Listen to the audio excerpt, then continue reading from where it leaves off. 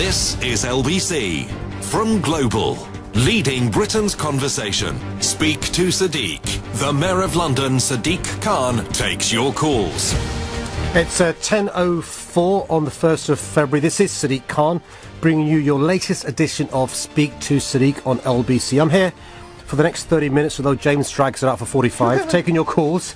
This is your chance to put any question you like to me, and I'll do my best to answer. So the numbers for you to get in your questions on air are 0345 6060973, or text on 84850, or email at sadiq at lbc.co.uk. And don't forget, you can also watch Speak to Sadiq in high definition on the website lbc.co.uk. Good morning, James. How are you, sir? Very well indeed. How are you, Mr. Mayor? Not bad. Can I speak to a normal person, please, and take their questions rather than you? But I'm happy if you want to ask anything, James. But let's go to real callers who vote and are really important. The first one is James, who's in Sidcup. Good morning, James.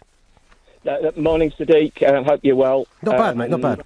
Yeah, I'm out and about on the mobile, so I hope you can hear me well. Loud and clear. Good.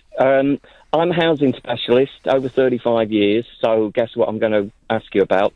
But in particular, not just a general crisis in London, which is also a private sector crisis, private rented sector, but here's a key issue which will, I think, help define what you're about for the next 5 or even more years. The Haringey development vehicle. You're fully aware that there are issues within the Labour Party, of which I'm not a member, by the way. Sure. I'm a member of the housing sector. Sure. And do you agree that it is high time that before local councils, including Labour councils, start signing deals with developers, the most basic thing they do on land that already has a social housing on it, that they specify the amount pertinent to the broader issue? Well, specifically, the national level of the Labour Party and other boroughs and other leaders are questioning these development deals. Let me give you a broader answer, which is this. Because of cuts made to council budgets over the last few years, councils who want to do the right thing and improve an area with a new community centre, a new school, additional homes, improve social housing, can't do it by themselves. So what councils are doing is joining into partnerships with the private sector to try and regenerate an area. But you're right, it can't be at the cost of social housing being lost, it can't be at the cost of residents not being consulted, and it can't be at the cost of social housing. So what I'll be publishing very soon is a guidance to local authorities and housing associations to say, in broad terms, these are the conditions I expect you to satisfy if you want funding from me. And James, there are, roughly speaking, at any one time 25 schemes across the country which rely upon mayoral funding. And so you're absolutely right. There should be clarity and transparency about the social housing. There should be a right to return for council tenants on the same terms, but also leaseholders and freeholders. Can you enshrine this in law? Because I'm hearing broad brushstrokes and guidelines. Yeah, so on stuff, absolutely good question. So if you want funding from me, yes, I can say a condition of funding from me is you've got to do A, B, C, D, E. But also this good practice should spread across the industry, across all councils and all the housing associations. But I would say this, James, I mean, we've got to recognise, though, with the cuts being made by central government, it's very, very difficult for a good local authority to bring about the improvements that the residents need without a partnership approach. And I welcome a partnership approach, but not at the expense and exclusion of local residents. Does that answer your question, James? Well, I have big issues about the partnership approach, and we've tried it about the sector.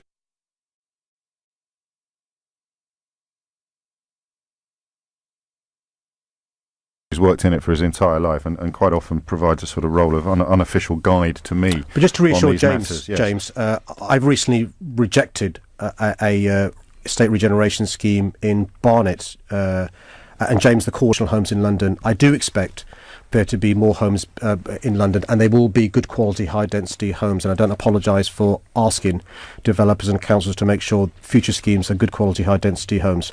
Thank you, James. That's the first call. The second call is from Bill from Faversham. Good morning, Bill. Oh, hello, Sadiq. Hello, James. Hello, mate. It kind of ties in with the last question. Sure. What bothered me about it was the fact you've got a local politician who's essentially allegedly experiencing bullying and intimidation, if not from the greater party, but elements within, kind of like a party within the party, things like Momentum, which is kind of a bit of a blast from the past, really. What do you think should be done when this kind of intimidation is actually on MPs as well? Well, this is, just to be clear, this is Claire Kober, who is stepping down as leader of Haringey Council, partly linked, as Bill points out, to that development vehicle controversy, but she does allege that she has been bullied by what she describes as Corbynist or Momentum groups within the party. This is ugly stuff, and Bill's right, it does smack of the 80s and militant tendencies. Bill, and for others listening, I'm quite clear that there must be no place for bullying, intimidation or sexism. Forget in just for a moment in wider society, but in the Labour Party, and I can condemn unequivocally any of that sort of behaviour. And just so I'm clear, Bill, in relation to my relationship with Claire, I've worked closely with Claire over the last 2 years. He's the first ever female leader of London councils. These are the 32 people. Well, the people of Haringey are who personally opposed the housing scheme. So, for the record, do you oppose the Haringey development vehicle? Well, this scheme may come to me. Yes. And so on certain schemes I can't comment on this. Why not? Because I'm supposed to consider a scheme on its merits like a judge when it comes to me. Any scheme above 150 units or above a certain height comes to the mayor. And if I express an opinion before it comes to me and I consider the case, I've prejudiced. So she's left the final decision to the next council leader. Correct. That decision will be taken and then it could be referred to you. Correct. If the decision is to press ahead, you get the final say-so on it, do you? Correct. But you can't tell us whether or not you'll side with Claire Kober, who you've just spoken in glowing terms about, or with Jeremy Corbyn, who I don't think you've ever spoken in glowing terms about. I can't give a comment on a specific scheme for those reasons. It's like asking a judge to comment on a case when he's just seen about it in the media. I will say this, though. It's the point I made in answer to James's question, which is FA Council is facing the huge cuts they have, between 40 and 50% of their budget being cut over the last 5-6 years. They've got crumbling social housing. They've got a massive housing waiting list. Then by themselves, they simply can't build the additional homes. By themselves, they can't improve the quality of their homes. So they will enter into partnerships. Now, the point, James, the previous caller made, is a point that I agree with. It's got to be a partnership done with open eyes, making sure local residents aren't losing out, or residents on the housing waiting list aren't losing out. And what I'm going to do as the mayor is, with the limited powers I have, make sure it's about the emotion being the sole factor when it comes to voting in referendum or in elections. I think you should look at the evidence, and what I'd want to do as the mayor who will be seeing the applications, look at the evidence when it's presented to me. Pretty scary stuff, though, when a politician of her calibre and quality, and of course potential, feels. By the way, thanks, Bill. The next caller is Russell from Catford. Good morning, Russell. Yeah, good morning, Sadiq. Good morning, James. Hello, mate. Sadiq, given that London's already reached its annual pollution limits in January for this year, you're also making, I believe, a super clean area within London. Can you commit to not allowing any further expansion of London Airport, City Airport, and the pollution that would bring? Well, Russell, let me do the last point first, which is the decision for City Airport to expand has already been given. We'll make sure that they abide by the rules and the conditions placed upon that, and Newham Council and others obviously will take an interest as well. To your first point about the air pollution in London, just to remind listeners, I know you probably know this, Russell, but each year there is a limit of the amount of days when the amount of nitrogen dioxide concentration should not be exceeded, and in a year it shouldn't be exceeded more than 18 times. This is the amount of nitrogen dioxide on a street. Now, in previous years, by January the 2nd, 3rd, 4th, 5th and the record is the 6th. An entire year's limit has been reached in London. The good news, and this is the silver lining, if you like, is this year we've gone the furthest since modern records began before we've breached the annual limit. Not December the 31st, I'm afraid, but the end of January. Now, of course, So this is progress. This is slightly hard to swallow. So the progress is, James, rather than it being January the 6th when the annual limits have reached, it's January the 31st. Now, that's progress, but Russell, you're right, it's not good enough.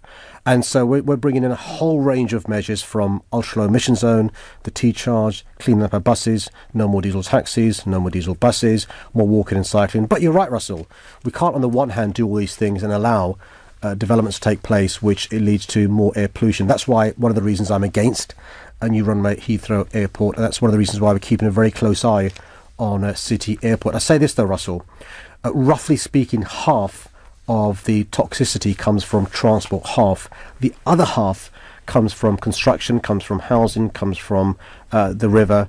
And what I'm saying to the government is help me with the first half, transport, by a national diesel scrappage scheme and other support, but also give me the powers and resources to deal with the other half. The good news is we've made massive progress, and independent commentators comment on the progress I've made.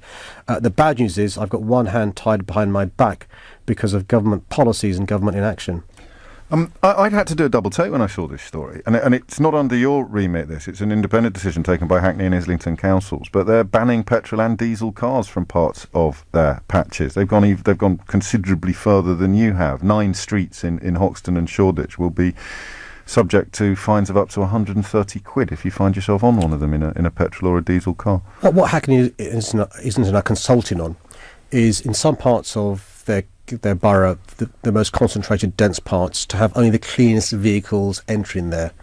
It's not quite pedestrianising those streets, but it's saying unless you are a clean vehicle, you can't come in those areas. And if you are going to come in those areas, you've got to pay a fine. And this is going to hit people with the least the most. Again, this is the problem with environmental policy, isn't it? Is that the people who can least afford to replace their car are now having their freedoms curtailed in a way. And this is one of the reasons why I'm not doing it overnight. I'm giving time before the ultra-low emission zone comes in to give people time to move, particularly commercial fleets. But also I'm saying to the government, you've got to help with a national diesel scrappage fund to help people move away from diesel polluting vehicles to cleaner forms of vehicles. But by the way, us politicians and experts said to families, said to van drivers, said to lorries, move from petrol to diesel because less carbon emission. And were you at the Ministry of Transport then? It was before my time. Of course it was. Before I was an MP, actually. Okay.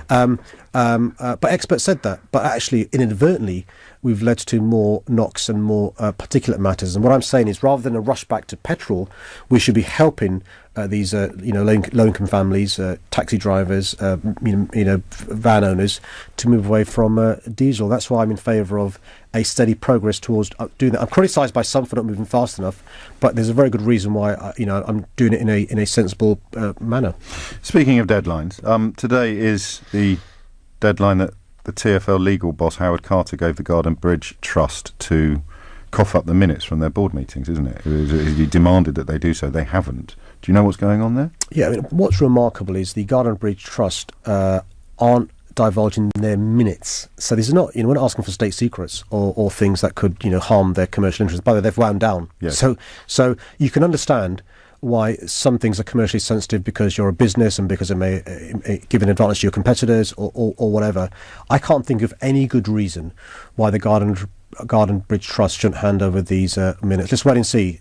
Close of business today. Is that it? I mean, you are watching the clock. Can you think of any bad reason why they might not? Well, the obvious reason. This is why it beggars belief, because it allows people to cast aspersions on what it is they're trying to hide. And you'll be aware about the concerns raised in relation to the previous mayor's conduct around the Garden Bridge Trust. And so 46 million quid. This is why it's important. So far, this is an important point. So far, we know £37 million appears to have been spent, but an additional £10 million could well be spent in the wind-up, and that's why it's important for the Garden Bridge Trust to allow the public to have confidence in what they're doing and just simply send the minutes over to TfL. What have they got to hide? What happens if they don't? Well, we'll need to consider what options are open to... Well, you must have considered it a bit already. It ticks off at tea time. I know. What I'm not going to do, James, is telegraph my intentions with the Garden Bridge Trust. What TfL are looking at is what options are open to... Good morning, Sadiq. Hi, Valentine. So I've got a question about reducing knife crime and drug abuse in children. And there's a preventative program which has seen huge success in Iceland. Starting we'll teach you anything you want to learn: music, dance, hip hop, art, martial arts. And the idea was that these different classes differ a variety of alterations, pretty much all related to football. And, sure. And youth facilities for younger people, notwithstanding the huge pressures we're facing in our budget. So two parts of the equation, Valentine. On the one hand, we've managed to find some money, let me be frank, Valentine, it's by increasing the council tax for Londoners in relation to monies for the police. But you and James are right. Why can't we find money for youth services to give young people constructive things to do, including the sort of things you're talking about, Valentine, in relation to allowing young people to discover themselves, get hobbies they do, but not simply all being at football. And so in the next couple of weeks, Valentine, I'll be announcing some funding. How much? But also, we think it'll be in the region of £20 million over the next 3 years, James. But it could be a bit more, it could be a bit less, but in the region of £20 million over the next 2-3 years. And the key thing is to have that funding that's sustainable over the next 2-3 years. So it'll be £20 million spread over 3 years. And the sort of things we're looking at, Valentine, is giving young people constructive things to do. I'm a really keen believer in character building, giving young people resilience, but also life skills. And over the last 7 years, you'll be aware of the youth centres closing down, the youth workers being lost, children's services being cut, school budgets being cut. And I think it's really important for us to invest in young people rather than invest in the enforcement side when young people, a minority, a very small minority, go astray. Offering incentives for private businesses to step into the sector so that you don't have to shoulder all the weight yourself. Oh, I'm happy to look into that. We do lots of crowd surfing funds, and we try and get people to match funds. So what we'll be doing is not just simply asking local authorities to see if they can support some of our schemes, but also see whether the private sector can as well. Harvey, if you've got any ideas, again, please feel free to speak to the LBC team after off air, and they'll pass them on to me, and somebody can be in touch with you about any ideas you've got. I don't pretend by any stretch of the imagination that we've got all the ideas in City Hall, so I'm always happy and keen to hear from others. Thanks, Valentine. The next caller is from Gravesend, and it's Scott. Good morning, Scott. Hi, good morning. Good morning, Sadiq. How are you doing? Hiya, Scott. Listen, Scott, I do want to speak to you, but James, do you not have any women listeners? I mean, there's 5-6 blokes ringing in, so the next caller, James, I'm hoping is a female listener. I thought Valentine might have been. Scott, over to you. Sorry, Scott, I'm having a pop at you. What's your question? Okay, my question is, what are you going to be doing about reforms in the prisons? Because of what happened yesterday, what's your plans for stopping this type of thing happening in the future? Do you have any power in that? Well, I mean, this stabbing at Wormwood Scrubs has happened in your patch. Well, so, Scott, can I tell you the reason? I mean, the reason why this is so upsetting is because for a number of years now, Chief Inspector of Prisons have been expressing their concern about the horrible conditions of our prisons, which are getting worse, not better. Overcrowding, lack of investment, not enough prison officers. In some prisons, prisoners being kept in their cells for 20, 21, 22 hours a day. And it leads to not simply, offenders not being rehabilitated, but I'm afraid the sort of problems we're seeing, and we saw this week in Wormwood Scrubs. And so it's incumbent upon the Ministry of Justice to give the prison service the resources they need. And by the way, we've got to realise, as law-abiding citizens, the reason why it's important to invest in the prison service is because at some stage these prisoners will leave prison. There is no point having prisons as warehouses to lock away bad people. We want them to be places where people who have been convicted of an offence and sent to prison are rehabilitated before they're released. So it's in our interests to make sure prisons work and not simply punish, but also reform offenders. We're working with the Ministry of Justice to see if they can devolve to us more powers over the justice system. It may begin, Scott, with simply young offenders, which may be a way in, and some pilot schemes there. It may begin also with parts of probation. But as James alluded to, at the moment it's under the control of the Ministry of Justice, and it's thoroughly depressing. We've had an incident this week where somebody who's in Wormwood Scrubs has been stabbed by other prisoners, but there are examples, Scott, of prison officers being assaulted by prisoners, vulnerable prisoners, not being rehabilitated, but also, and this beggars belief, people go into prison and then become radicalised in prison. So not only the cliche about prisoners being a university of crime, but also University of Extremism and Radicalisation. That's why it's so important, Scott, to invest in the prison service. It's not us being soft on criminals, it's us recognising that the 80,000 people in prison, the vast majority at some stage will come out. So it's important for us to invest in their rehabilitation. I want to ask you about something Theresa May has said in China, or something that's emerged while she's in China, that anybody coming here, because you've been quite outspoken on the need for this city of London to retain the flow, particularly of skilled workers from the European Union. She's effectively told anybody thinking of moving here after March 2019 that they will have reduced status. They will be inferior to people from the same country of origin that are here now. I want you to put yourself in the shoes of a student in Poland, an investor in Germany, a tech expert in France, an engineer in Spain, thinking about coming to London or the UK, and hearing our Prime Minister say that. Are you likely to come here or go to France, Germany, Spain, Portugal, one of our This is a competitors? rhetorical question. I'm supposed to now reply, well, of course I'm going to go to France because I would be treated... And this is why the response here... Let me just say this, because the response will be to the people you've just described, and I've heard it many times on this programme in all sorts of contexts with regard to European Union citizens living here now. Oh, no, we don't mean you. So Theresa May is going to keep out the unskilled, but she will claim that she's still welcoming the skilled. They will attempt to answer the question you've just posed by saying, no, we'll get the people we need, but we'll somehow not get the people that we don't, or something. Well, we won't. And I can say, because I met this week most recently with a chief executive of a big employer in London, and he was giving examples, not simply about the inability to attract talent that they used to, but some of his talented people thinking about leaving London. And the short point the EU will make in response to what Theresa May has said is, how can you on the one hand expect to share the benefits of the EU during the transitional phase, as you want to do so, but also to have free movement of labour and the conditions that go with that as well. And the concern, I'm afraid, that I have as the Mayor of London is, are Theresa May's motivations the economy of our country, the economy of London, or the unity of the Conservative Party and her keeping her job? Well, what do you think? I think it's about her job rather than the jobs of those. Is there in no no silver lining to the excuse me, no silver lining to the notion of putting this moratorium in place? Well, what Theresa May would say, I suspect, if she were here, is we don't want a closing down sale scenario where people rush to London or rush to the country because the deadline before you get the full terms is March 2019, for argument's sake. To be fair to her, which is I try to do. Of course.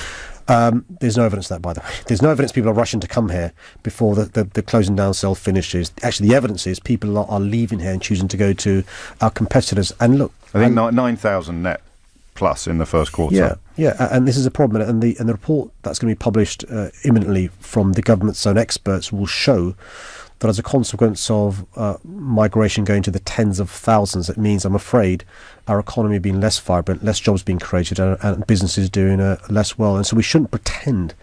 So would you urge her to abandon this fight then? I would say this: have a longer transitional period, and during that transitional period, if the EU say the quid pro quo of us having all the terms we want to have during that transitional period is also for those EU citizens have the same rights as before March 2019, then we should accept that. Okay, final question, and we have, I'm afraid, gone for a full house of men, which I hadn't noticed until you pointed it out. We'll do better next time. Final question is from Damien from Liverpool. Hi, Damien, good morning. Good morning, how are we, guys? All good. What's on your mind? I haven't really got a question as such. It's more just to speak my mind, and it's a bit of frustration. It's the wrong hour for that, mate. We don't get the pleasure of the Mayor's company very often. If you don't have a question for him, I can come up with loads. Well, the question is to Sadiq is, do you think you speak for the whole of Britain when you're talking about Donald Trump shouldn't be visiting the UK? Because, my friend, you do not speak for the whole of Britain. There is millions of hard-working men and women just like me who haven't got the time to go out and protest like you call for. All these professional protesters who don't work. So the question is, do you think that you speak for the whole of Britain when you say that you don't think Donald Trump should be made welcome in London? No, I don't. Okay. Is that clear, Damien? Yeah, go on. Right. Have a great day. It's 10:34. However, there is a very pragmatic argument that suggests we need some sort of crumbs from the American table, more so because of the Brexit shenanigans that continue to unfold. Whatever your personal feelings may be about Donald Trump's self-confessed sex crimes or his apparent support for white supremacism, his failure to properly condemn Nazi-inspired killings, all of the long list of things that many people find abhorrent doesn't change the fact that he's in charge of America, and we are, as you've just said yourself, facing self-inflicted economic damage which could be alleviated by some form of deal with Donald Trump's America. So why alienate him? Why upset him at this self-inflicted but crucial time? Well, firstly, just say, listen, I am a reluctant participant in conversations about Donald Trump, and I don't give a running commentary on American politics. And I accept and I'm proud of our close relationship with the United States of America. I welcome the investment here. I welcome the fact that we are close security partners, particularly at times when we're concerned about Russia and North Korea. It's really important that the USA plays the role that she plays. So what I've never said is we shouldn't have a close working relationship with the United States of America, with President Trump. But you can't have a close working relationship with someone who you're not going to invite to your party. What I've never said is that President Trump shouldn't be coming on a working trip. What I have said is I think a state visit at this stage is premature. I think a state visit would be the wrong message to send to our closest friend. And let me tell you why. Well, just give me the gradations of visit then. So state visits at the top. That's when we sort of shut the M4 and like the King of Saudi can bring his motorcade all the way. You don't think he should get that? You don't think he should, should he meet the Queen?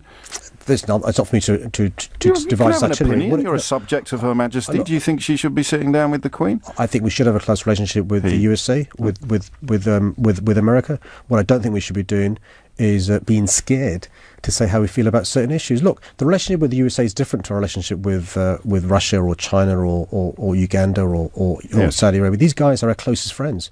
Now, that means our expectations from our closest mates are different to strangers or people who are acquaintances. And I think we shouldn't be embarrassed of speaking truth to our closest friend. That means, of course, Theresa May seeing Donald Trump on a regular basis. How can the King of Saudi be suitable for a state visit and not the President of the United States of America? Well, look, the expectations we have on the President of the United States of America are different, frankly speaking, to the expectations we have of Saudi Arabia. I'm not, by the way, somebody who goes about advocating, a close relationship with people whose views we disagree with. What I am saying is that in a healthy democracy, we've got to realise there will be legitimate, peaceful protests when President Trump comes. Whether you disagree or agree with those, we've got to realise they will take place. What I am saying is, of course, we have good, close working relationships with the United States of America. Of course, Theresa May must speak regularly to Donald Trump, particularly with the concerns we have, not just with Brexit and trade deals, but also with North Korea and with Russia. I think that's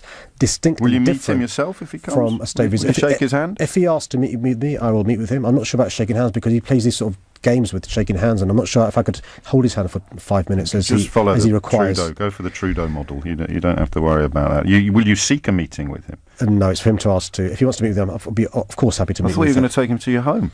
Well, wasn't that the plan at one point? The offer I made was this, James, is that when during the US elections, Donald Trump, and if you remember during the campaign, and it's just worth reminding ourselves the history because people forget, during the campaign, Donald Trump said, words to the effect, there would be a ban on Muslims going to the USA. And the point I made gently was, if Donald Trump is of the opinion that there's somehow mutually exclusive being an American and a Muslim, or being a Brit and a Muslim, if he thinks he can't have social liberal values, believe in democracy and human rights and be a Muslim, that he can't live in a pluralistic society, I would be more than happy to meet with Donald Trump, for him to meet my family and to meet other Londoners who are proud Londoners, proud Brits, proud Muslims, to show him that it is possible to be a Muslim, to love your country and to be a Westerner. And that offer still stands, James. I'll let him know. Sadiq Khan, Mayor of London, many thanks. Always a pleasure. It's 10:38. Simon Conway is here now with the headlines.